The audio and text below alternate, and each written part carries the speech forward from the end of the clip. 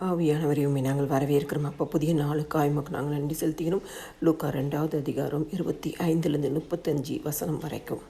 Simeon என்னும் பெயர் கொண்ட ஒரு மனுஷன் எருசலேமில் இருந்தான். அவன் நீதியும் தேவபக்தியும் உள்ளவனாய் இஸ்ரவேலில் ஆறுதல் வர காத்திருக்குமாய் இருந்தான். அவன் மேல் பரிசுத்த ஆவியானவர் இருந்தார். கிறிஸ்துவை காணும் முன் மரணம் அடைய மாட்டான் என்ற வாக்குத்தத்தத்தை பிடித்து இருந்தான். பரிசுத்த ஆவியினாலே அறிவிக்கப்பட்ட அந்த வாக்குத்தத்தத்தை பிடித்து கொண்டு இருந்தான்.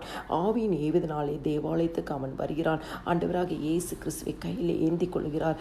தேவனை ஸ்தோத்தரிக்கிறான். அது மாத்திரமல்ல, ஆவியில் அவன் கண்கள் திறக்கப்பட்டு குழந்தை இயேசுவை காணும் பொழுது இவர்தான் இரட்சகர், இவர்தான் மீட்பர், இவர்தான் மேசியா என்பதை கண்டறிந்தான்.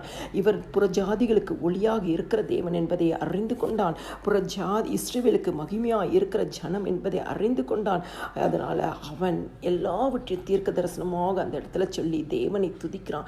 மரியாளுடைய ஆத்துமாவை ஒரு பட்டயம் உருவி போகும் இயேசுவின் மரணத்தை குறித்தும் அந்த இடத்துல சிமியோன் வெளிப்படுத்துகிறான். இன்னைக்கு நம்மளுடைய வாழ்க்கையிலையும் கிறிஸ்துவுக்குள் பிரியமானவர்களே, நீதியும் தேவபக்தியும் உள்ளவர்களாய் இஸ்ரவேலில் ஆறுதல் வர இருந்தது போல இஸ்ரவேலின் ரட்சிப்புக்காகவும் நாம் ஜெபிக்கிறவர்களாய் இருக்க வேண்டும். நம்மேல எப்பொழுதும் பரிசுத்த ஆவியானவர் இருக்கிறார் என்பதை அறிந்து பரிசுத்த ஆவியானவர்களாய் ஜெபிக்கிறவர்களாய், ஆவியானவர் ஏவுதலின்படி நடக்கிறவர்களாய் நாம் இருக்க வேண்டும்.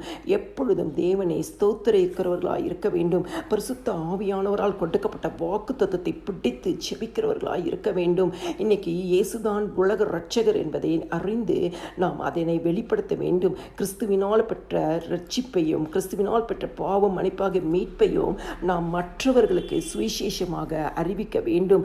இந்த சிமியோனுக்கு கொடுக்கப்பட்ட வாக்கு தத்தத்தை நிறைவேறும் வரை காத்திருந்தது போல ஆண்டவராக இயேசு கிறிஸ்து நமக்கு கொடுத்திருக்க வாக்கு தத்துவம் நிறைவேறும்படியாய் இன்னைக்கு மற்றவர்களுக்கு நாம் சுவிசேஷத்தை பிரசங்கிக்கிறவர்களாக இருக்க வேண்டும். இன்னைக்கு மரியாளுடைய இயேசுவின் மரணத்தை குறித்து சிமியோன் வெளிப்படுத்தினார். மரியாளுக்கு அது மிகுந்த வேதனை என்பது தெரிந்திருந்தும் வெளிப்படுத்தினார். இன்னைக்கு பாவத்தோடு இருக்கிற ஜனங்கள் எத்தனையோ பேர் இருக்கிறார்கள்.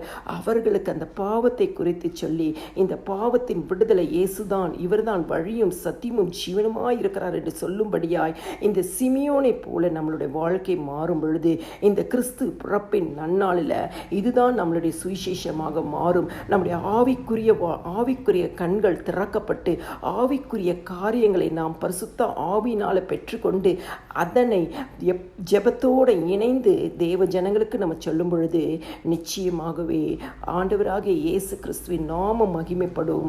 அநேக ஆத்துமாக்கள் இயேசு கிறிஸ்துவுக்குள்ளாய் வருவார்கள். எல்லா துதியும் கனமும் மகிமையும் ஸ்தோத்திரமும் என் ஆண்டவராக இயேசு கிறிஸ்து ஒருவருக்கே செலுத்துகிறேன். ஆமேன்.